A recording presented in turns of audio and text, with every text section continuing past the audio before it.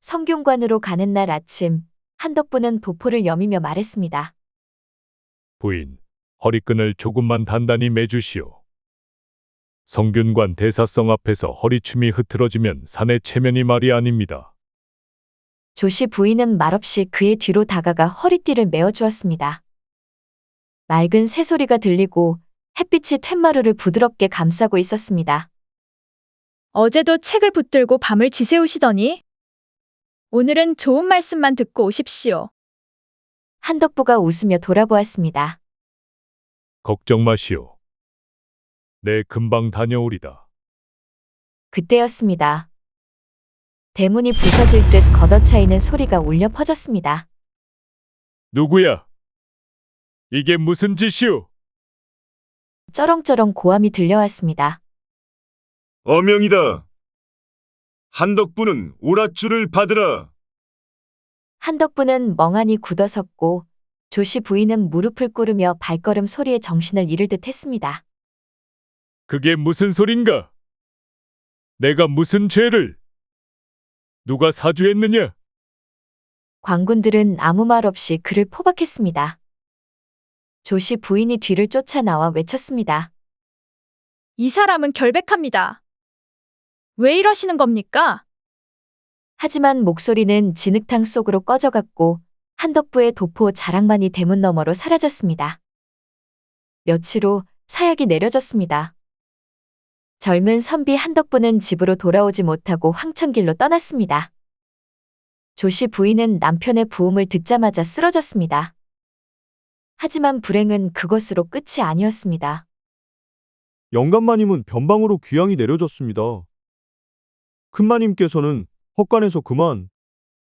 노비들은 도망쳤습니다요. 아씨, 이 집은 끝났습니다. 집안은 순식간에 무너졌습니다. 휘황찬란하던 한씨 집안은 며칠 만에 음산한 빈집이 되었습니다. 깊은 밤 그녀는 조용히 은장도를 꺼내 들었습니다. 바로 그 순간 누군가 손목을 움켜잡았습니다. 누구요? 그러나 어떤 말도 없었습니다. 그녀는 순식간에 무언가에 휘감겼고 어둠 속으로 삼켜졌습니다. 깨어보니 몸은 자루 아니었습니다. 달그락거리는 수레소리, 험한 길의 흔들림, 칠흑 같은 침묵. 이대로 어디로 가는 걸까? 언제까지 흔들렸는지 모를 시간 자루가 열리고 따뜻한 온기가 감도는 방으로 옮겨졌습니다. 병풍 앞 보료, 은은한 향냄새 그리고 문이 열리고 낯선 남자가 들어왔습니다. 바른 옷차림, 중후한 눈빛의 사내는 고개를 숙였습니다. 부인, 놀라셨지요? 부디 안심하시지요. 제가 보낸 수하들이 부인을 구했습니다. 조씨 부인은 몸을 웅크렸습니다. 입술을 깨물며 단호하게 말했습니다. 내 몸에 손을 대면 이 자리에서 혀를 깨물어 죽겠습니다. 사내는 그녀를 진정시키며 말을 꺼냈습니다. 그리 마시오. 부인을 해치려는 뜻은 없어. 살리고 싶었을 뿐이요. 그 말을 들은 조씨 부인은 침묵했습니다. 그 방엔 깊은 절망과 아직 드러나지 않은 운명의 씨앗이 잠들어 있었습니다. 어스름한 새벽 조씨 부인은 방문 너머의 기척에 잠에서 깨었습니다. 밤새도록 뜬 눈으로 천장을 보며 죽을 궁리만 하다가 겨우 잠이 들었는데 문이 열렸습니다. 기운은 좀 회복되셨소이까? 그 목소리 낮고 점잖았습니다. 사내는 공손히 그녀 앞에 앉았습니다. 조씨 부인 얼굴엔 말라붙은 눈물 자국, 입술은 터져 피가 말라붙었고 눈 밑엔 어두운 그림자가 드리웠지요. 나는 당신이 누군지 모릅니다. 지금 이곳이 어디인지도 모르고요. 어째서 나를 살렸는지 그 이유도 알 수 없소이다. 정택이라 하오. 지금 이곳은 제 사랑방이온데 부디 두려워 마시오. 부인의 생사를 두고 내 수하들에게서 직접 들었소. 혹시 성균관 대사성이셨던? 정택은 씁쓸하게 웃었습니다. 대사성은 예전 직함일 뿐 이제는 거두었소. 지금은 관직에서 물러나 조용히 책이나 읽는 사람이지요. 그런데 어찌 저를 그냥 내버려 두시지. 그 말에 정택의 눈빛이 흔들렸습니다. 한덕부 선생은 내 아랫사람이었소. 성균관에서 함께 일하였고 그는 누구보다도 올곧은 사람이었지요. 조씨 부인은 입술을 떨며 말을 잇지 못했습니다. 정택은 방 안을 둘러보다 조용히 일어섰습니다. 몸이 허하실 테니 죽이라도 드시오. 혹여 마음이 놓이거든 다시 한 말씀 해주시기 바라오. 그는 조심스럽게 방문을 닫고 나갔습니다. 잠시 후 여종이 잣죽을 들고 들어왔습니다. 마님, 어서 드시지요. 오늘 아침에 주인어른께서 손수콩을 고르고 물을 덮여 지시하셨습니다요. 조씨 부인은 대답 없이 밖을 바라보다 물었습니다. 여긴 어디인가? 여긴 수원의 끝자락이옵니다. 조씨 부인은 죽 한 숟갈도 뜨지 않은 채 입을 다물었습니다. 그리고는 생각했습니다. 그가 서방님과 안면이 있다 했지.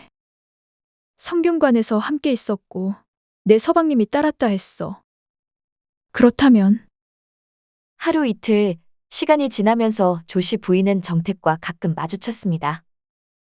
그는 예법을 지켜 말 한마디 함부로 하지 않았고 늘 책이나 벗삼고 있었습니다. 그러던 어느 날 정택이 작은 찻상을 들고 들어왔습니다. 오늘은 책을 읽기 어려운 날이로군요. 비가 오려는지 하늘이 흐려 눈이 피로하오. 조씨 부인이 묻듯 말했지요. 제 서방님은 죄인으로 기록되었겠지요? 정권은 훈구파가 쥐고 있어. 한 선생은 살인파의 중심에 있었지요. 대간을 움직였고 올바른 말만 올렸어. 그들이 그것을 용납하지 못한 것이오. 나리는 훈구파 아닙니까? 그 말에 정택은 미소를 지었습니다. 예, 나는 훈구였지요. 하지만 싸우는 자들 틈에서 칼을 내려놓은 이는 꼭 있어야 합니다. 살리는 쪽에 서는 것도 하나의 선택이지요. 정적이 흐르고 조씨 부인은 더 이상 묻지 않아도 알았습니다. 그날 밤 조씨 부인은 뜰 앞을 바라보고 있었습니다. 뒷산에서 울려오는 뻐꾸기 소리. 한 번 들릴 때마다 가슴속에 파문이 일었습니다. 남의 둥지에 알을 낳는 새. 그 소리를 들으며 조씨 부인은 혼자 중얼거렸습니다. 탕난이란 게 어찌 보면 천한 짓이라 여기겠지만 살기 위한 마지막 지혜이기도 하지. 조씨 부인은 지난밤을 떠올렸습니다. 부인, 오늘은 책을 덮고 일찍 자야겠소. 내일은 새로 오신 대사성 앞에 인사를 드리니 말끔해야 하오. 그리고는 그녀의 손을 잡았습니다. 온화하고 따뜻했던 그 손길. 그날 두 사람은 혼례 후 처음으로 운우의 정을 나누었습니다. 짧고도 애틋한 밤. 며칠 후 정택이 한마디를 전했습니다. 수하를 보내어 한덕부 선생의 시신을 수습하였소. 당장 나서면 위험하니 내 손으로 한가 선산의 가묘를 썼습니다. 그녀는 아무 말 없이 정택을 지그시 쳐다보았습니다. 며칠 후 조씨 부인은 병풍 넘어 조용히 책을 읽고 있는 정택을 떠올렸습니다. 그는 아내를 잃고 딸 셋을 시집 보낸 지 10년이 지났으며 자식을 더 낳을 가능성도 없고 혼인 생각도 끄는 사내였지요. 그날 밤 조씨 부인은 목욕제계를 했습니다. 머리를 감고 손톱을 다듬고 향을 피웠습니다. 여종이 다가와 물었습니다. 마님, 무슨 일 있으신지요? 조씨 부인은 가만히 창문을 열었습니다. 시원한 밤바람에 매화 향이 실려 들어왔습니다. 그리고 조용히 말했지요. 오늘 밤 나으리를 드시라 전하거라. 그 말이 전해졌을 때 정택은 긴 침묵 끝에 고개를 끄덕였습니다. 얼마 후 그는 조심스럽게 방문을 열었습니다. 조씨 부인은 등불 아래 앉아 있었습니다. 고요한 눈빛, 단정한 자태, 마치 절에서 불공을 들이는 부처처럼 맑고 담담한 표정이었습니다. 부인, 말씀하지 마십시오. 묻지도 따지지도 마시고. 그녀가 이불자락을 들었습니다. 정택은 떨리는 손으로 그 곁에 누웠습니다. 그날 밤 불빛은 꺼지지 않았고 침묵은 깊고 오래 이어졌습니다. 다음 날 아침, 정택은 혼자 마루에 앉아 있었습니다. 새벽빛이 기와를 비추고 조씨 부인은 방 안에서 오랜 시간 아무 말이 없었습니다. 그러다 문이 열렸고 조씨 부인은 정숙한 눈으로 말했습니다. 고맙습니다. 나으리, 저는 앞으로 이 집에서 당신을 깍듯이 모실 것입니다. 그 후로 시간은 빠르게 흘렀고 산모의 절규와 산파의 손놀림이 동시에 뒤엉킨 깊은 밤. 조씨 부인의 방에 아이 울음소리가 터졌습니다. 사내아이여, 달덩이 같은 사내아이 납시였소이다. 이 소식을 들은 정택은 방 밖에서 입이 찢어져라 웃음 지었습니다. 기특한 놈. 내 이름은 영각이다. 영원히 누구보다 또렷하게 살아갈 아이가 되기를. 계절은 돌고 돌아 영각은 햇살 속에 뛰노는 아이가 되었습니다. 정자 앞 연못엔 연꽃이 피고 조씨 부인은 자수틀 앞에 앉아 고요히 바늘을 들었습니다. 어머니, 여기 벌레가 있어요. 영각은 소리를 지르며 뜰 안을 뛰어다녔고 사내종은 그 뒤를 따라 웃으며 달렸습니다. 정택은 문턱에 걸터 앉아 그 모습을 지켜보았습니다. 그의 얼굴에선 따뜻한 웃음이 떠날 줄을 몰랐습니다. 정택은 손수 아들의 손을 잡고 서당으로 향했습니다. 훈장이 놀라움을 감추지 못하고 정택에게 말했지요. 그를 한 번만 보여주었을 뿐인데 외워 없습니다.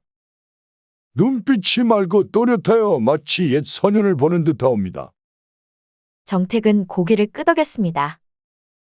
이후로 둘째 아들도 태어났습니다. 형제는 바르게 곱게 자랐습니다. 정택의 얼굴에는 미소가 떠날 날이 없었습니다. 그러던 어느 날, 그날 저녁 마당에는 일찍 어둠이 내려앉았습니다.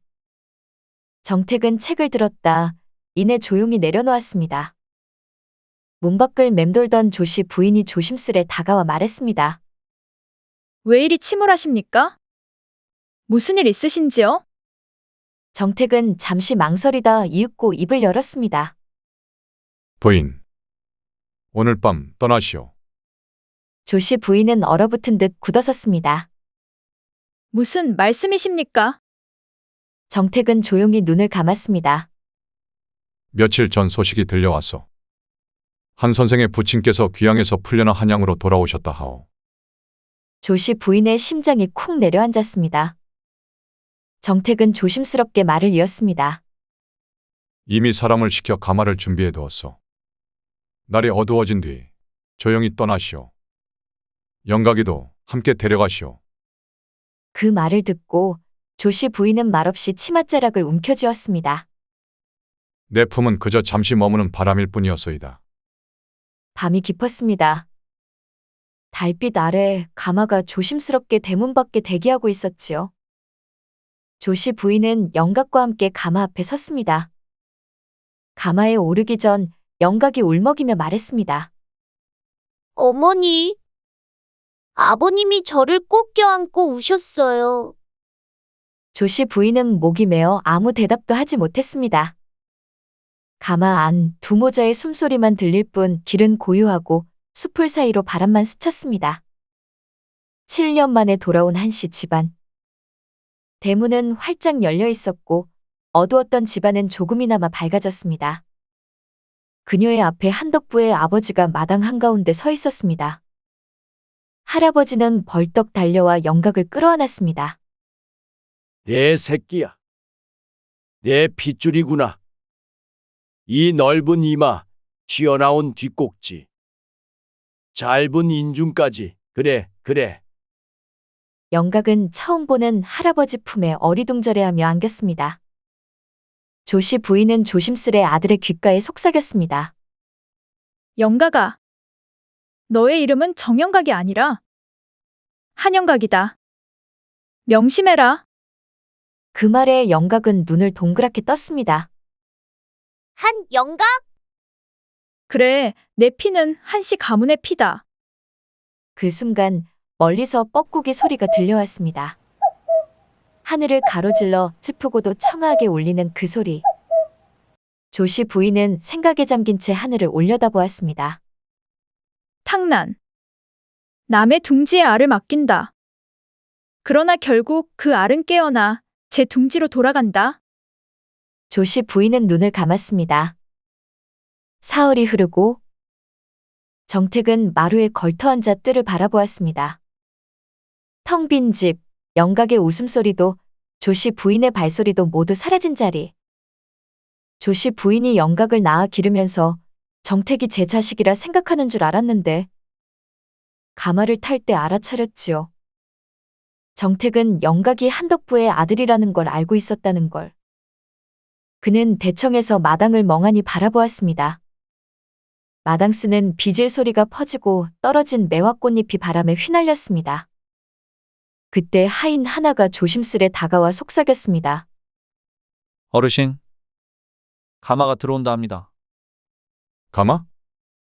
그날 밤 조심스레 대문이 열리고 가마 하나가 들어왔습니다.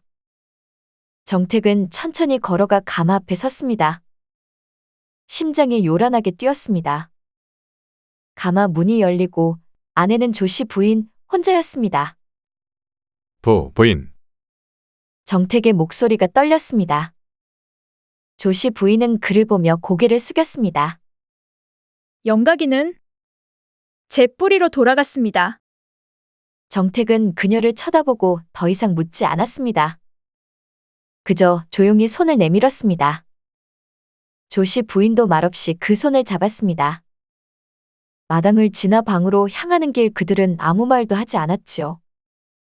조씨 부인은 단정히 고개를 숙이고 걷고 정택은 한 걸음 앞에서 천천히 걸었습니다. 문을 열고 방 안에 들어섰을 때 조씨 부인은 돌아서서 정택을 향해 무릎을 꿇었습니다. 나으리, 저는 이제 부인.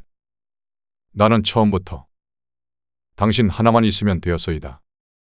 그 말을 들은 조씨 부인은 목 놓아 울었습니다. 7년 동안 눌러온 한이 터져나왔습니다. 정택은 그저 조용히 그녀의 등을 다독였습니다. 그저 말없이 묵묵히. 조선시대 양반집 아들 김정호가 서당에 가지 않고 노는 사이 시종 돌쇠는 몰래 서당 마루 끝에서 훈장의 가르침을 엿들었습니다.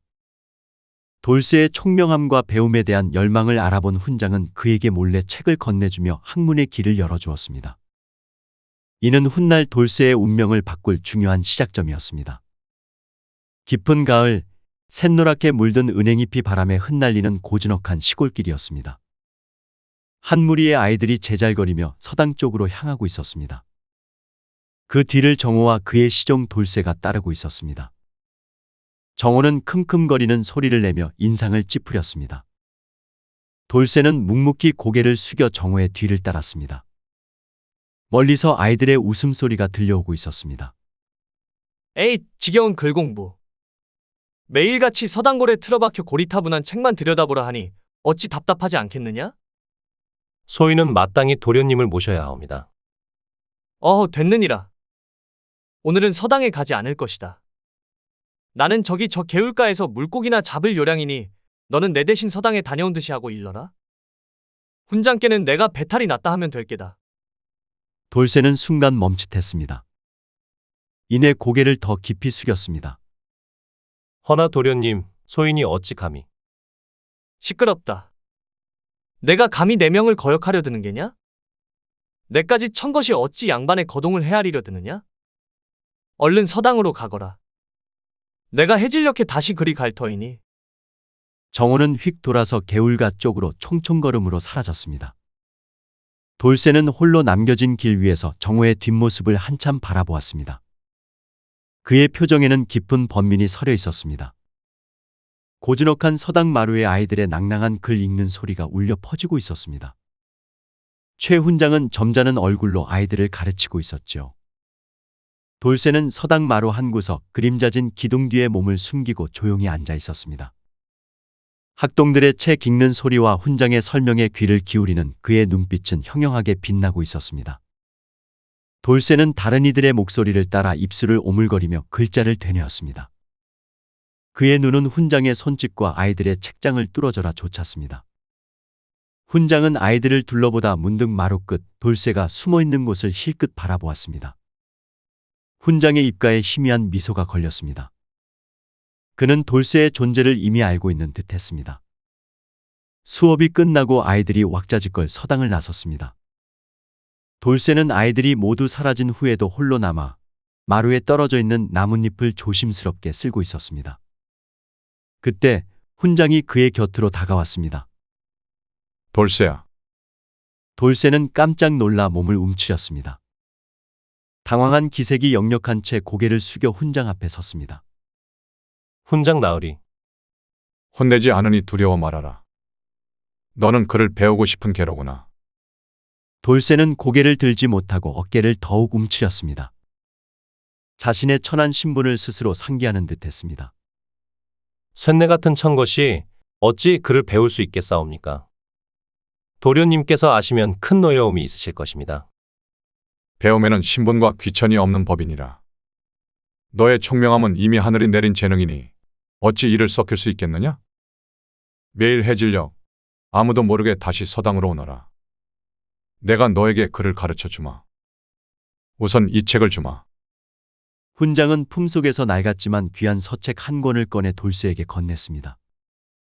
돌쇠는 떨리는 손으로 책을 받아들었죠. 그의 눈가에 이슬이 맺혔습니다. 꿈에서조차 상상하지 못했던 배움의 기회에 그는 벅찬 감정을 억누르지 못했습니다. 돌쇠가 훈장에게 몰래 글을 배우고 있음을 알게 된 돌쇠 주인 정호는 시종의 신분으로 글을 배우는 것에 분노하며 돌쇠를 더욱 혹독하게 괴롭혔습니다. 그러나 돌쇠는 김정호의 횡포에도 굴하지 않고 끈질기게 학문에 매진했습니다. 깊은 밤 대갓집 횡랑채 한 구석, 작은 방에서 희미한 등잔불이 새어나오고 있었습니다. 돌쇠는 낡은 책상 앞에 앉아 훈장에게 받은 서책을 소중히 펼쳤습니다. 그의 눈은 글자 하나하나를 놓칠세라 뚫어지게 응시했습니다. 낮에 익힌 글귀를 소리내어 되뇌는 그의 목소리는 작지만 또렷했습니다. 그의 얼굴에는 배움의 기쁨과 함께 알 수 없는 불안감이 스쳐 지나갔습니다. 혹여 이 작은 등잔불이 들켜 자신의 은밀한 배움이 발각될까봐 조심하는 듯 했습니다. 어느 날 아침, 정호는 평소보다 일찍 일어났습니다. 간밤에 희미하게 들린 돌쇠의 글 읽는 소리가 그의 심기를 거슬렀던 까닭입니다. 정호는 돌쇠의 방으로 향했고 문틈으로 새어나오는 낮은 목소리가 그의 귀에 닿았습니다. 돌쇠야, 일어났느냐? 놀란 돌쇠는 황급히 책을 감추었고 그의 심장이 격렬하게 뛰었습니다. 예, 도련님. 밤늦도록 무슨 일을 하였기에 일이 분주한 게냐? 혹 서당에서 배운 글이라도 외운 것이냐? 돌쇠는 순간 얼굴이 하얗게 질렸습니다. 아, 아니옵니다, 도련님. 쇳내는 그저 잠결에 혼잣말을 했을 뿐이옵니다. 정호는 비웃듯 손가락으로 돌쇠의 가슴을 툭툭 쳤습니다. 잠결에 천자문이라도 읊었단 말이냐? 내까지 천것이 감히 글이라도 배우려 드는 게냐? 주제를 모르는 망할 것이. 정호는 종이를 구겨 돌쇠의 면전에 던지고 그의 뺨을 강하게 후려쳤습니다. 돌쇠는 휘청이며 쓰러졌습니다. 돌쇠는 얼굴을 부여잡고 고통스러워했지요. 그러나 그의 눈에는 분노보다는 깊은 슬픔과 좌절감이 깃들어 있었습니다. 더 이상 잠자리에서 글자 노름할 엄두도 내지 못하게 할 것이다. 그리고 당분간은 서당에도 얼씬거리지 말거라. 명심해라. 내 놈은 평생 나를 모시는 천것일 뿐이다. 정호는 분이 풀리지 않는 듯 발길을 돌려 떠났습니다. 돌쇠는 바닥에 엎드린 채 구겨진 종이 조각을 겨우 움켜쥐었습니다. 눈물인지 땀인지 모를 물방울이 바닥에 떨어졌습니다. 그러나 그의 마음속에는 글을 배우고자 하는 불씨가 꺼지지 않고 오히려 더욱 강하게 타올랐습니다. 하지만 그날부터 돌쇠의 고난은 더욱 심해졌습니다. 정호는 시시때때로 돌쇠를 괴롭혔고 때로는 서당 가는 길에 돌쇠에게 무거운 짐을 지워 서당에 늦게 도착하게 만들었으며 때로는 밤늦게까지 고된 일을 시켜 글 공부할 기운조차 없게 만들었습니다. 하지만 돌쇠는 단 한순간도 배움을 포기하지 않았습니다. 남들이 잠든 새벽녘 혹은 틈이 날 때마다 그는 품속에 숨겨둔 낡은 책을 펼쳐 들었습니다. 글자 하나하나에 그의 모든 열망과 희망을 담아 외우고 또 외웠습니다. 그의 손때 묻은 서책은 너덜너덜해졌지만 그럴수록 그의 학문은 더욱 깊어졌습니다. 계절이 몇 번 바뀌고 그의 학문은 깊이를 더해 사서삼경과 주역 8괴에 이르기까지 웬만한 양반 자제들보다 월등한 경지에 올랐습니다. 최 훈장은 이따금 깊은 탄식을 내쉬었습니다. 돌쇠야, 너의 재주는 참으로 아깝도다. 이대로 천한 신분으로 묻혀 지내기에는 하늘이 주신 재능이 너무나 뛰어나니 내 어찌 이를 좌시할 수 있겠느냐. 최 훈장은 돌쇠의 비범함에 감탄하면서도 그의 신분이 가로막는 현실의 안타까움을 금치 못했습니다. 돌쇠는 그저 묵묵히 고개를 숙였습니다. 그를 깨우칠수록 세상의 이치를 알게 되었고 자신의 처지가 더욱 명확히 다가왔습니다. 최 훈장은 며칠 밤낮을 고민한 끝에 큰 결심을 했습니다. 돌쇠의 비범한 재능이 묻히는 것을 안타깝게 여겨 김정호의 아버지인 김진사를 찾아가 돌쇠의 면천을 설득하기로 했습니다. 처음에는 완강히 반대하던 진사는 훈장의 끈질긴 설득과 돌쇠의 학문적 성취를 확인한 후 마침내 돌쇠를 면천시켜 주었지요. 이는 돌쇠의 삶에 있어 중대한 전환점이 되었습니다. 정호의 아버지인 김진사는 훈장을 반갑게 맞았습니다. 최 훈장께서 이 늦은 시각에 무슨 일로 발걸음하셨소? 소인 드릴 말씀이 있어 황송하오나 진사 어르신께 간청드릴 것이 있사옵니다. 간청이라니요? 무엇이 그리 급하기에 이리 밤중에 찾아오셨소? 다름이 아니라 어르신 댁의 시종 돌쇠에 관한 일이옵니다. 진사는 얼굴을 찌푸렸습니다. 돌쇠가 사고를 쳤는가 하는 표정이었습니다. 그것이 무슨 못된 짓을 하였단 말이오? 제가 엄히 다스릴 터이니 훈장님께선 마음 놓으십시오. 아니옵니다, 어르신. 돌쇠는 결코 허튼 짓을 아니하였사옵니다. 오히려 그 아이는 하늘이 내린 재주를 지녔나니 그 총명함과 배움에 대한 열망이 여느 양반 자제들보다 뛰어납니다. 사서삼경과 주역 8괴를 이미 통달하였으니 이는 실로 놀라운 재능이옵니다. 김진사는 믿을 수 없다는 듯 코웃음을 쳤습니다. 설마 천것이 그를 깨우쳤기로서니 어찌 양반의 학문에 비할 수 있겠소? 과장된 말씀이요. 감히 과장된 말씀을 올릴 리가 있겠나이까. 어르신께서 친히 돌쇠에게 그를 물어보시면 소인의 말이 허언이 아님을 아시게 될 것입니다. 저 아이를 이대로 천한 신분으로 묻어두기에는 나라에 큰 손실이 될 것이옵니다.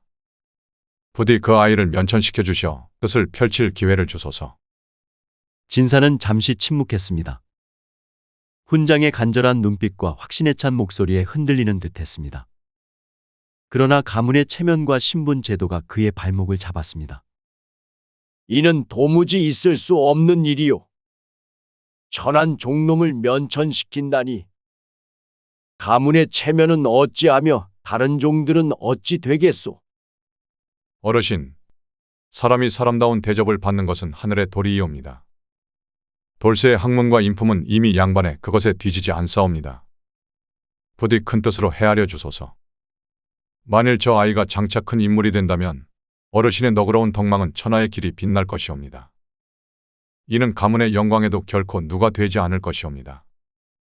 훈장은 돌쇠의 학문적 성취를 구체적으로 열거하며 그의 잠재력을 피력했습니다. 김진사는 훈장의 끈질긴 설득에 결국 고개를 끄덕였습니다. 그의 마음속에는 한편으로 신분 상승을 통한 성공이 가문에 가져다줄 이익에 대한 계산도 있었습니다. 알겠소. 허나 쉬이 결정할 일이 아니니 며칠 말미를 주시구려. 훈장은 정중히 고개를 숙여 감사했습니다. 며칠 뒤 김진사는 고심 끝에 돌쇠를 면천시켜 주기로 결정했습니다. 돌쇠는 면천 소식을 듣고 그의 얼굴에는 기쁨과 함께 알 수 없는 두려움이 스쳐 지나갔습니다. 자유의 몸이 된다는 기쁨도 잠시, 막막한 현실이 그를 짓눌렀습니다. 홀로 세상에 나서야 한다는 무게감이 그의 어깨를 짓누르는 듯했습니다. 저는 이제 어찌 살아야 하옵니까? 제가 무엇을 해야 한단 말이옵니까? 두려워 말아라, 돌쇠야. 너의 배움은 결코 헛되지 않을 것이니라. 넓은 세상으로 나아가 너의 뜻을 펼치거라. 이 스승이 언제나 너를 응원할 것이다. 훈장은 돌쇠에게 격려의 말을 아끼지 않았습니다. 돌쇠는 마지막으로 훈장에게 깊이 머리 숙여 절했습니다. 그의 눈에는 뜨거운 눈물이 고였습니다. 면천된 돌쇠는 갈 곳 없어 저작거리 국밥집에서 머슴으로 일하게 됩니다. 낮에는 고된 노동을, 밤에는 끈질긴 학문을 이어갑니다. 국밥집 주인 옥순댁은 돌쇠의 비범함과 성실함을 눈여겨보며 그에게 관심을 갖기 시작합니다. 돌쇠는 세상에 홀로 섰습니다. 이름은 돌쇠였으나 이제는 누구의 종도 아닌 자유로운 몸이었습니다. 허나 자유가 주는 기쁨도 잠시, 막막한 현실이 그를 짓눌렀습니다. 가진 것도 기댈 곳도 없는 그에게 세상은 여전히 차갑고 드넓었습니다. 돌쇠는 며칠을 떠돌다 번잡한 저작거리의 한 국밥집 앞에 섰습니다. 김이 모락모락 피어나는 국밥 그릇을 나르는 여인의 모습이 눈에 들어왔습니다. 바로 국밥집 주인 옥순댁이었습니다. 옥순댁은 고된 삶에도 불구하고 기품이 남아있는 얼굴에 다부진 인상을 지닌 여인이었습니다. 그녀는 원래 양반집 규수였으나 기구한 운명으로 홀로 국밥집을 꾸려가고 있었습니다. 돌쇠는 조심스럽게 옥순댁에게 다가갔습니다. 부디 쇳내에게 일을 주실 수 있겠사옵니까? 밥벌이조차 막막하여 염치불구하고 이렇게 간청드립니다. 옥순댁은 돌쇠의 초췌한 몰골에도 불구하고 그의 눈빛에 담긴 단단함을 읽어냈습니다. 왠지 모를 강단과 총명함이 느껴졌습니다. 이렇듯 쓸쓸한 기색으로 찾아온 사내는 흔치 않은데 무슨 연유인고? 면천된 몸이나 갈 곳 없어 이리 떠돌게 되었습니다. 글도 읽을 줄 아니 도움이 되실 겁니다. 옥순댁은 돌쇠의 글을 깨쳤다는 말에 눈썹을 살짝 올렸습니다. 천한 신부님에도 그를 깨쳤다는 말에 그녀의 마음속에 작은 파문이 일었습니다. 그녀 또한 한때 양반집 규수로 글을 배우고 자랐던 터였습니다. 그를 깨우쳤다? 놀라운 일이로군. 허나 세상은 글만으로 살기 어렵네. 좋네, 당장은 허드렛 일이나마 시켜줄 터이니 오늘부터 일을 해보게.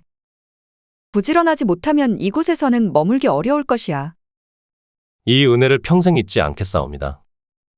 시키는 일은 무엇이든 죽으림을 다하여 해내겠습니다. 그렇게 돌쇠는 국밥집 머슴이 되었습니다.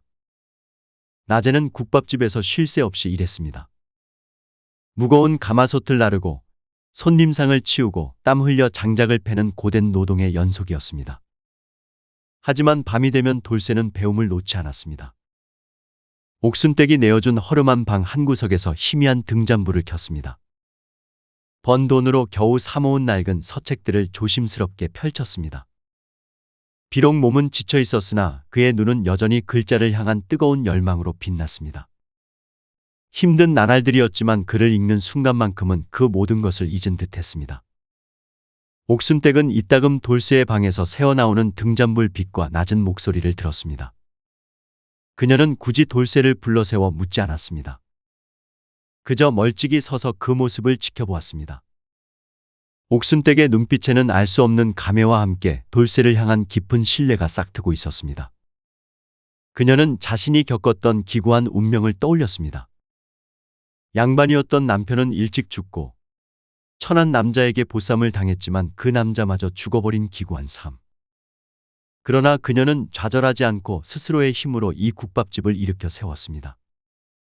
그래서인지 돌쇠의 끈기와 노력이 남들보다 더 크게 다가왔습니다.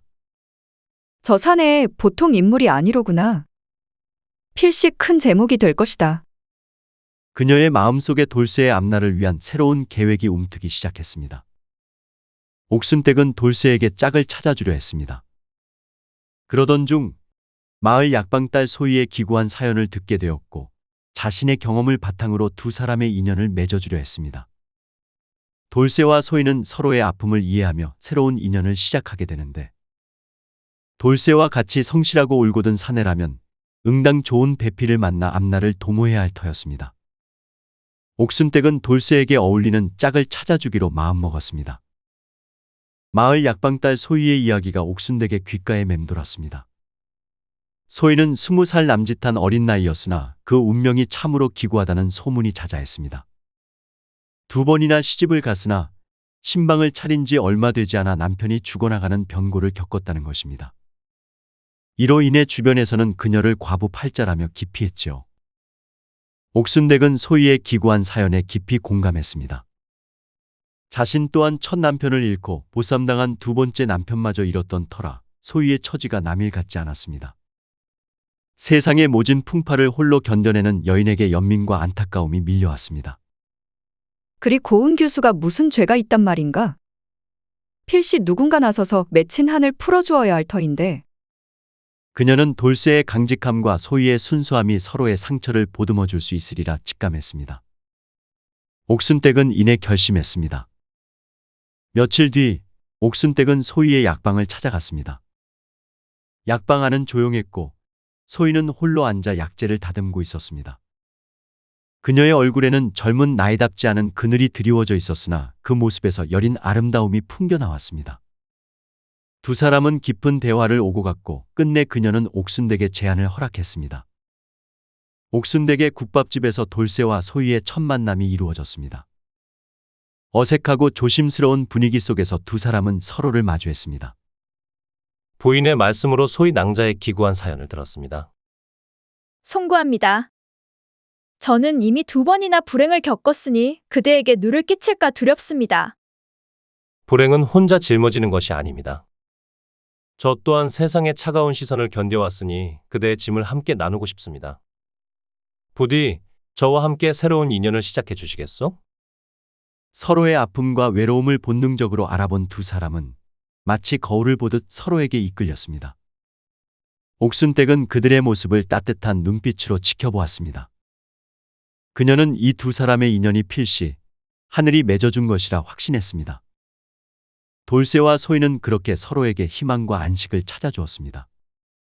이 만남이 그들의 기구한 운명을 어떻게 바꿔놓을지는 아무도 알지 못했습니다. 옥순댁의 주선으로 돌쇠와 소희는 조촐한 혼례를 올렸습니다. 비록 초라한 시작이었으나 서로를 의지하며 행복한 시간을 보냈습니다. 옥순댁은 두 사람의 앞날을 위해 돌쇠에게 양반 족보를 사주기로 계획을 세우고 이는 돌쇠가 진정한 이씨 양반으로 거듭날 준비를 하는 계기가 되었습니다. 돌쇠와 소희는 옥순댁에 국밥집 한켠에 작은 보금자리를 마련하여 혼례를 올렸습니다. 비록 번듯한 혼례는 아니었으나 두 사람의 얼굴에는 세상 그 어떤 부부보다도 깊은 행복이 서려 있었습니다. 서방님, 일이 행복해도 되는지 모르겠습니다. 그리 말하지 마시오. 이제 우리는 하나 된 몸. 기쁨도 슬픔도 함께 나눌 것이니 그대의 행복이 곧 나의 행복입니다. 돌쇠는 소희를 바라보며 조용히 읊조렸습니다. 옥순댁은 두 사람의 행복을 보며 깊은 감회에 젖었습니다. 자신이 맺어준 인연이 이리도 아름답게 피어나는 것을 보니 절로 웃음이 나왔습니다. 그녀는 돌쇠의 재주와 노력을 다시 한번 떠올렸습니다. 그가 천한 신분을 벗어났지만 과거 시험조차 볼 수 없다는 현실이 그녀의 마음을 아프게 했습니다. 옥순댁은 조용히 돌쇠를 불렀습니다. 내 너를 지켜보니 하늘이 내린 제목임이 분명하다. 허나 이대로는 너의 재주가 썩을 것이니 내가 너에게 큰 선물을 주려 한다. 돌쇠는 고개를 숙였습니다. 저에게 이미 큰 은혜를 베푸셨거늘 또 무슨 말씀을 하시는지? 내가 진정 뜻을 펼치려면 양반의 이름과 뿌리가 필요하다. 내 너에게 양반 족보를 사주려 한다. 돌쇠는 깜짝 놀라 옥순댁을 바라보았습니다. 족보를 사는 것은 당시 세상에서는 암암리에 이루어지는 일이었으나 결코 쉬이 행할 수 있는 일이 아니었습니다. 또한 천한 신분인 자신에게 양반 족보를 사준다는 것은 상상조차 할 수 없는 은혜였습니다. 그 무슨 말씀을? 저 같은 천것에게 어찌 감히? 이는 감당할 수 없는 일이옵니다. 감당 못할 일이라 여기지 마라. 내가 재주를 펼쳐 큰 인물이 된다면 그 또한 덕이니라. 나는 너의 노력을 믿으니 부디 내 원이라 생각하고 받아다오. 옥순댁의 단호하면서도 따뜻한 눈빛에 돌쇠는 할 말을 잃었습니다. 그의 눈가에 뜨거운 눈물이 맺혔습니다. 이 은혜는 죽어서도 잊지 않겠습니다. 반드시 성공하여 은혜를 갚을 것이옵니다. 옥순댁은 고개를 끄덕이며 미소 지었습니다. 그렇게 돌쇠는 옥순댁의 도움으로 양반 족보를 얻게 되었습니다. 이제 그는 더 이상 돌쇠가 아니었습니다. 새로운 이름, 새로운 신분으로 과거 시험에 도전할 기회를 얻게 된 것입니다. 그의 앞날에는 어떤 영광과 시련이 기다리고 있을까요? 옥순댁의 도움으로 이씨 족보를 얻은 돌쇠는 이제 과거 시험에 응시하게 됩니다. 돌쇠는 밤낮으로 학문에 더욱 매진했습니다. 옥순댁의 깊은 배려와 소희의 따뜻한 보살핌 속에서 그의 학문은 날마다 깊어졌습니다. 그의 눈빛은 흔들림 없는 확신으로 가득 찼고 이제 그는 미천한 머슴이 아닌 학자의 기품을 온전히 갖춘 선비의 모습이었습니다. 마침내 과거 시험의 날이 다가왔습니다. 돌쇠는 굳은 얼굴로 시험장으로 향했습니다. 수많은 선비들이 저마다의 희망을 품고 모여든 장소는 팽팽한 긴장감으로 가득했습니다. 그의 심장은 고요했으나 그 안에 담긴 열망은 뜨거웠습니다. 시험이 시작되고 돌쇠는 망설임 없이 답안을 채워나갔습니다. 그의 분놀림은 거침이 없었고 글자 한자 한자에는 그동안 쌓아온 학문의 깊이가 고스란히 담겨 있었습니다. 며칠 뒤 과거 시험의 방이 발표되었습니다. 수많은 사람이 방이 붙은 곳으로 몰려들었습니다. 여기저기서 환호성과 탄식이 교차했습니다. 합격자 명단에 당당히 그의 이름이 쓰여 있었습니다. 순간 눈가가 뜨거워졌습니다. 그는 믿을 수 없다는 듯 자신의 이름을 몇 번이고 확인했습니다. 그의 입가에 벅찬 미소가 번졌습니다.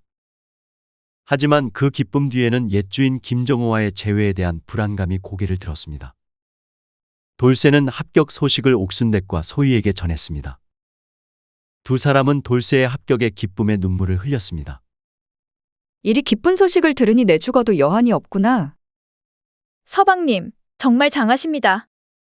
이 모든 것이 서방님의 피땀 어린 노력의 결실입니다. 기쁨도 잠시 돌쇠는 조심스럽게 자신의 뜻을 밝혔습니다. 이리 합격은 하였사오나 내 옛 신분이 밝혀질까 염려되옵니다. 지방으로 내려가 관직을 시작하고자 합니다. 옥순댁은 돌쇠의 깊은 뜻을 이해했습니다. 그의 과거가 앞길에 걸림돌이 될 수 있음을 헤아렸습니다. 틀린 말이 아니구나. 너의 뜻이 그러하다면 가야지. 내가 어디에 있든 내 앞날이 밝기를 기원할 것이다. 서방님의 뜻이라면 저 또한 따르겠습니다. 어디든 서방님이 계신 곳이 제 자리입니다. 돌쇠는 옥순댁과 소희에게 깊이 고개 숙여 감사했습니다. 돌쇠는 옥순댁의 따뜻한 배웅을 받으며 한양을 떠나 지방으로 향했습니다. 그의 발걸음은 가벼웠으나 그 속에는 새로운 시작에 대한 비장함이 담겨 있었습니다. 넓은 세상으로 나서는 그의 앞날에는 어떤 일들이 펼쳐질까요? 지방 관직에서 백성들의 존경을 한몸에 받으며 평탄한 삶을 살게 된 돌쇠는 소희와 함께 행복하게 지냈습니다. 지방으로 내려간 그는 맡은 바 소임을 다하며 백성들의 고충을 헤아렸습니다. 그의 뛰어난 학식과 청렴한 성품은 지방 곳곳에 소문이 자자했습니다. 어려운 백성을 위한 그의 노력은 빛을 발했고 그는 곧 백성들의 칭송과 존경을 한몸에 받는 몽민관이 되었습니다. 옥순댁은 멀리서도 돌쇠의 소식을 들으며 흐뭇한 미소를 지었습니다. 자신이 베푼 작은 은혜가 한 사람의 인생을 바꾸고 나아가 백성들에게 큰 덕을 베풀게 되었다는 사실에 감사했습니다. 그의 삶은 한때 천하고 미천했지만 이제는 옥순댁과 훈장 그리고 소희의 헌신과 그의 끈질긴 노력으로 가장 빛나는 행복으로 마무리되었습니다. 제 이름은 복돌입니다. 어릴 적부터 사람들이 저를 보며 말했습니다. 머리가 영리하다, 글재주가 좋다, 도련님보다도 낫다고 말이죠. 하지만 그게 무슨 소용이겠습니까? 저는 천민입니다. 주인댁 하인의 아들로 태어났습니다. 아무리 노력해도 신분이라는 벽을 넘을 수 없는 운명이라는 것을 일찍부터 알았습니다. 도련님과 저는 어릴 적부터 가까웠습니다. 최도령은 저와 나이가 같아서 그런지 특별히 저를 아끼셨습니다. 함께 글을 배우고 책을 읽고 세상을 논하던 그 시간은 제게 무척이나 소중했습니다. 도련님과 마주 앉아 책을 펼칠 때마다 저는 마치 꿈을 꾸는 듯 했습니다. 그 순간만큼은 신분이란 것이 없었습니다. 그러나 현실은 무정했습니다. 마을 사람들은 언제나 저를 천민이라 부르며 무시했고 도련님과 함께 있을 때조차도 그 사실은 변하지 않았습니다. 저는 그저 도련님을 모시는 하인일 뿐이었습니다. 마음속 깊이 자리 잡은 이 불공평함이 때로는 제게 참을 수 없는 고통으로 다가왔습니다. 저는 그를 배우며 꿈을 키웠습니다. 언젠가는 나도 도련님처럼 과거에 급제하여 세상을 바꾸고 싶다는 생각이 머릿속에서 떠나지 않았습니다. 하지만 그럴 때마다 제게 돌아오는 것은 어미의 한숨과 마을 사람들의 비웃음뿐이었습니다. 어느 날 저는 도련님과 함께 책을 읽으며 물었습니다. 도련님, 왜 세상은 신분을 미리 정해놓고 기회를 박탈하는 걸까요? 도련님은 책에서 시선을 떼며 잠시 저를 바라보셨습니다. 도련님은 잠깐의 침묵 후 담담하게 말씀하셨습니다. 나도 알 수 없다. 그건 아마 세상을 만든 이들이 정한 규칙일지도 모르지. 하지만 언젠가는 변할 날이 오지 않겠느냐. 그 말이 왜인지 모르게 제 가슴을 후벼 팠습니다. 도련님은 세상을 바꿀 수 있는 위치에 있었습니다. 그러나 저는 그럴 수 없는 사람입니다. 그저 평생을 남의 집 일을 하며 살아야 할 사람입니다. 어느 날은 어머니가 저를 붙잡고 말했습니다. 이놈아, 그깟 글 공부해서 뭐 하겠냐? 과거 볼 수 있는 것도 아닌데. 그 짬의 새끼라도 한 줄 더 꼬면 살기나 편하지. 어머니의 말은 늘 비수가 되어 찔렀습니다. 저는 어머니에게 대답하지 않았습니다. 그저 방 한구석에 앉아 책을 읽었습니다. 글자 하나하나를 눈에 담으며 저는 제 운명을 부정하려 했습니다. 도련님은 늘 밝고 긍정적이셨습니다. 하지만 그 웃음 뒤에는 제가 모르는 깊은 고민이 있었던 걸까요? 도련님은 가끔 혼잣말처럼 중얼거리셨습니다. 복돌아, 세상이 왜 이렇게 불공평할까? 너는 나보다 훨씬 똑똑한데도 말이야. 그 말을 들을 때마다 저는 고개를 숙였습니다. 도련님의 말이 맞았습니다. 저는 그 어떤 이보다도 그를 사랑했습니다. 하지만 제 신분이 그 사랑을 배반했습니다. 봄이 되자 들판에는 진달래가 피어났습니다. 도련님은 저를 데리고 들판으로 나갔습니다. 꽃잎이 바람에 날리는 그 풍경은 아름다웠습니다. 도련님은 말없이 꽃을 바라보며 웃으셨습니다. 저는 도련님의 옆에 서서 한참 동안 꽃을 바라보았지요. 그 순간만큼은 저는 그저 자유로운 사람으로 느껴졌습니다. 그러나 그 느낌은 오래가지 않았습니다. 현실은 언제나 저를 잡아끌지요. 저는 무기력하게 땅을 바라보았습니다.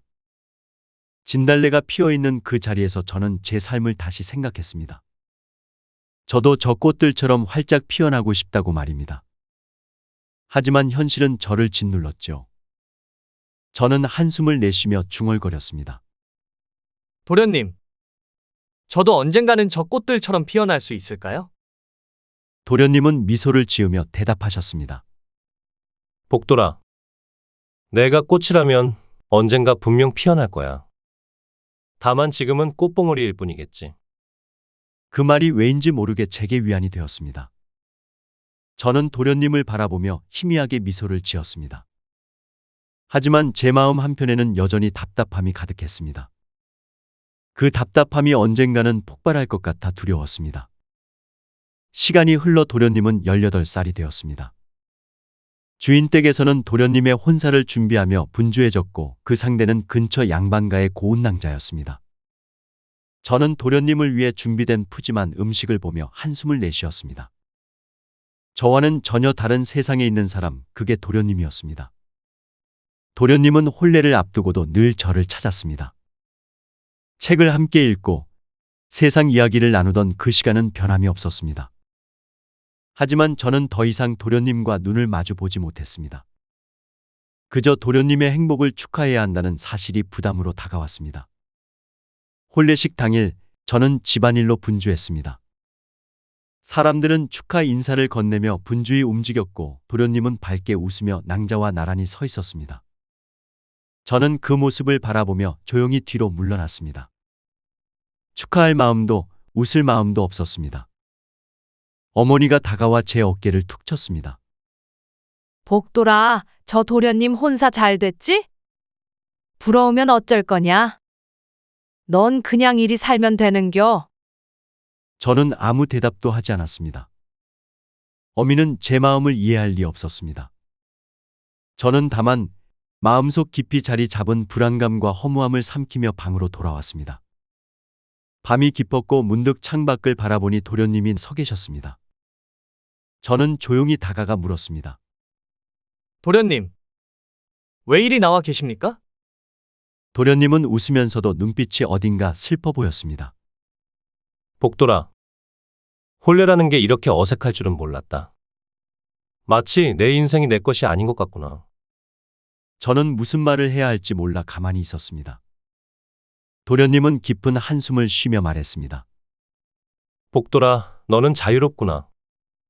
나와 다르게 말이야. 저는 웃음을 참지 못했습니다.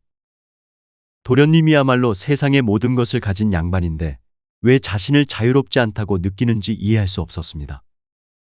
하지만 도련님의 말은 제 마음에 작은 울림을 남겼습니다. 저도 자유롭다고 느낀 적은 없었습니다. 그날 밤 저는 혼자 산길을 걸었습니다. 차가운 바람이 옷깃을 스쳐 지나가며 제 마음을 시리게 했습니다. 그 순간 저는 왜 제가 도련님에게 질투를 느꼈는지 깨달았습니다. 도련님은 양반이기에 꿈을 펼칠 수 있었고 저는 천민이기에 아무리 애써도 그 벽을 넘을 수 없다는 사실이 절망적이었습니다. 그날 이후로 저는 도련님과 거리를 두기 시작했습니다. 도련님은 그 사실을 알아차리고도 아무 말 없이 저를 이해해 주셨습니다. 그러나 제 마음속 불안과 좌절은 점점 커져만 갔습니다. 마을 사람들은 도련님의 출세를 축하하며 들떠 있었지만 저는 한없이 무기력했습니다. 그리고 어느 날 마을의 과거 시험을 본다는 방이 붙었습니다. 저는 그 방을 보며 한참 동안 서 있었습니다. 제게는 허락되지 않은 길이라는 걸 알면서도 그 자리를 떠나지 못했습니다. 도련님이 다가와 제 어깨를 두드리며 말했습니다. 복돌아, 너도 함께 한양으로 가자. 내가 내게 기회를 주고 싶다. 저는 고개를 저었습니다. 도련님, 저는 갈 수 없습니다. 제게는 허락되지 않은 길입니다. 도련님은 아무 말 없이 저를 바라보셨습니다. 그 눈빛이 어딘가 아프게 느껴졌죠. 저는 그저 미소를 지으며 고개를 돌렸습니다. 도련님과 함께 갈 수 없다는 사실이 저를 더욱 절망스럽게 했습니다. 도련님이 과거 시험에 합격했다는 소식이 마을에 퍼졌습니다. 온 마을이 축제 분위기였습니다. 주인 댁에서는 잔치를 열어 도련님의 합격을 축하했습니다. 저는 그 잔치상 뒤편에서 술을 나르며 사람들의 환호를 들었습니다. 제 가슴은 무겁게 가라앉았습니다. 도련님은 사람들에게 인사를 건넸습니다. 도련님의 얼굴에는 환한 미소가 번져 있었습니다. 저는 그 미소를 바라보며 한없이 작아지는 기분이 들었습니다. 제게는 허락되지 않은 영광, 도련님에게는 당연한 축복. 저는 잔치가 끝나기만을 기다렸습니다. 어머니가 저를 불렀습니다. 복돌아, 오늘은 잔치날이니 웃어야지. 왜 그렇게 우중충하니? 도련님이 합격했으면 우리도 좋은 거 아니냐? 저는 억지로 웃어보았지만 어머니는 저를 이해하지 못했습니다. 제가 느끼는 이 답답함과 무력함을 아무도 이해하지 못했습니다. 그날 밤 저는 도련님의 방으로 갔습니다. 도련님은 피곤한 기색 없이 책을 펼치고 있었지요. 저는 조심스럽게 입을 열었습니다. 도련님, 축하드립니다. 과거에 합격하시다니 정말 대단하십니다. 도련님은 미소를 지으며 고개를 끄덕였습니다. 고맙다, 복돌아. 너도 많이 도와주지 않았느냐? 너도 나와 함께 공부했으면 좋았을 텐데. 그 말을 듣는 순간 저는 눈물이 나올 것 같아 고개를 숙였습니다. 도련님, 저는 그럴 수 없는 사람입니다. 그냥 도련님께서 행복하시길 바랄 뿐입니다. 도련님은 잠시 저를 바라보다가 책을 덮고 일어났습니다. 복돌아, 나와 함께 한양으로 가지 않겠느냐? 벼슬길에 오르면 너를 도울 수 있을지도 모르잖아. 저는 고개를 저었습니다. 저는 그저 이곳에 남아 있어야 합니다. 저에게는 도련님처럼 넓은 세상이 허락되지 않았습니다. 도련님은 안타까운 눈빛으로 저를 바라보았습니다. 그 시선이 왜인지 모르게 제 가슴을 후벼 팠습니다. 저는 도망치듯 방을 나와 버렸습니다. 밤하늘을 올려다보니 별들이 총총 떠 있었습니다. 저는 혼자 중얼거렸습니다. 왜 나는 이리도 초라할까? 왜 나는 도련님처럼 될 수 없는 걸까? 답답한 마음에 산길을 따라 걸었습니다. 차가운 바람이 옷깃을 파고들어도 그저 무겁기만 했습니다. 저는 나뭇가지를 꺾어 바닥에 내리쳤습니다. 억울함이 북받쳐 울음을 터뜨렸습니다. 신분이 뭔데? 내가 뭘 그렇게 잘못했길래 이리도 갇혀 있어야 한단 말인가? 그때 누군가 제 등을 툭 쳤습니다. 돌아보니 도련님이었습니다. 도련님은 아무 말 없이 제 옆에 서서 산 아래를 바라보았습니다. 복돌아, 내가 널 이해한다고 하면 거짓말이겠지. 하지만 내가 느끼는 그 답답함이 얼마나 큰지 내가 모르는 것은 아니다. 저는 아무 말도 하지 않았습니다. 도련님은 어깨를 두드리며 말했습니다. 내가 벼슬길에 올라가면 그때는 나도 세상을 바꿔보겠다. 신분이 사람을 가르는 일 따윈 사라지게 말이다. 저는 미소를 지으려 했으나 입꼬리가 떨리기만 했습니다. 도련님은 그렇게 말하고 천천히 돌아섰습니다. 저는 한참 동안 그 뒷모습을 바라보며 멍하니 서 있었습니다. 그날 밤 저는 아무것도 할 수 없었습니다. 제 안에 쌓여가는 이 감정들을 어디로 쏟아낼지 몰랐습니다. 어느새 동이 트고 저는 집으로 돌아와 방 안에 쌓인 책들을 바라보았습니다. 글자 하나하나가 제게는 이제 더 이상 희망이 아니었습니다. 저는 책을 하나 집어들고 불 속에 던졌습니다. 활활 타오르는 불꽃을 보며 저는 중얼거렸습니다. 내가 꿈을 꾸었던 세상은 존재하지 않는 걸까? 그 불꽃 속에서 저는 제 인생이 산산조각 나는 소리를 들었습니다. 도련님이 한양으로 떠난 뒤 마을은 다시 고요해졌습니다. 사람들은 도련님이 벼슬길에 오른 이야기를 자랑처럼 늘어놓았고 주인댁 어르신들도 도련님 자랑이 입에 붙었습니다. 하지만 제게 그 모든 이야기는 먼 세상 이야기 같았습니다. 저는 더 이상 꿈꾸지 않았습니다. 과거의 그날처럼 책을 펼쳐도 글자가 눈에 들어오지 않았습니다. 도련님이 떠난 후로 저희 시간은 무겁게 흘렀습니다. 어미는 점점 병색이 짙어졌고 마을 사람들은 저를 불쌍한 눈으로 바라보았습니다. 저는 그 눈빛이 무척이나 불편했습니다. 저도 모르게 사람들을 피하게 되었습니다. 그럴수록 제 마음은 더 깊은 구렁으로 빠져들었습니다. 하루는 어머니가 저를 불렀습니다. 복돌아, 이리 좀 와봐라. 어머니의 목소리는 힘이 없었습니다. 왜 그러십니까? 어머니는 제 얼굴을 쓰다듬으며 희미한 미소를 지었습니다. 너도 이제 어른이다. 글 공부도 좋지만 이 어미는 내가 사람답게 사는 걸 보고 싶구나. 행복하게 말이다. 저는 아무 말도 하지 않았습니다.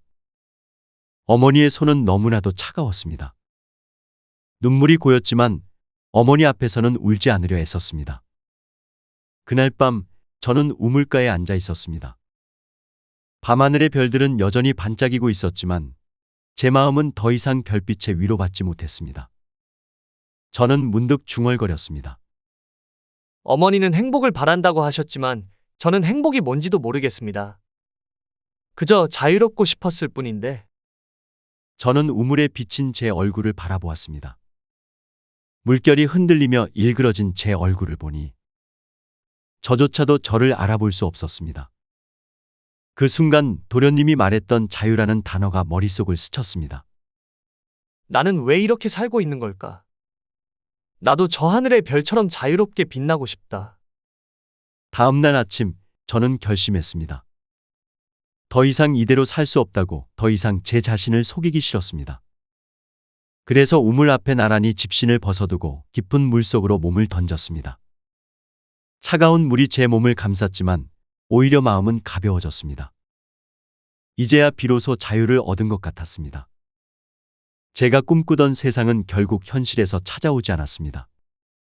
하지만 적어도 이 순간만큼은 아무도 제게 신분을 묻지 않을 테니까요. 얼마 후 사람들의 소리가 들렸습니다. 어머니의 울부짖음이 우물 속으로 퍼졌습니다. 마지막으로 도련님의 얼굴이 떠올랐습니다. 도련님은 저와 함께 세상을 바꾸자고 말했습니다.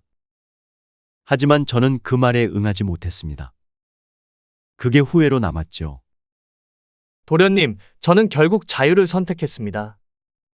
미안합니다. 하지만 이게 제 유일한 선택이었습니다. 어렴풋이 느껴지는 빛과 소리. 사람들의 움직임이 느껴졌지만 저는 이미 그 모든 것을 떠나고 있었습니다. 그렇게 저는 우물 속에서 서서히 사라졌습니다. 그 후로 마을 사람들은 제가 죽은 이유를 두고 여러 가지 이야기를 했습니다. 하지만 아무도 제 마음을 알지 못했습니다. 도련님은 한양에서 돌아와 제 죽음 앞에서 한동안 말을 잃으셨다고 합니다. 도련님, 저는 그저 자유롭고 싶었습니다. 그 자유를 위해 이 길을 택했습니다.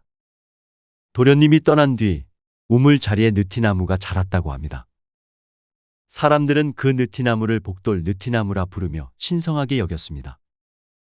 저의 혼이 그 나무에 깃들어 있다고 믿었습니다. 느티나무가 바람에 흔들리며 속삭일 때면 도련님이 한양에서 제 이야기를 들으며 미소를 짓는다는 소문이 돌았습니다. 저는 이제야 비로소 자유롭습니다.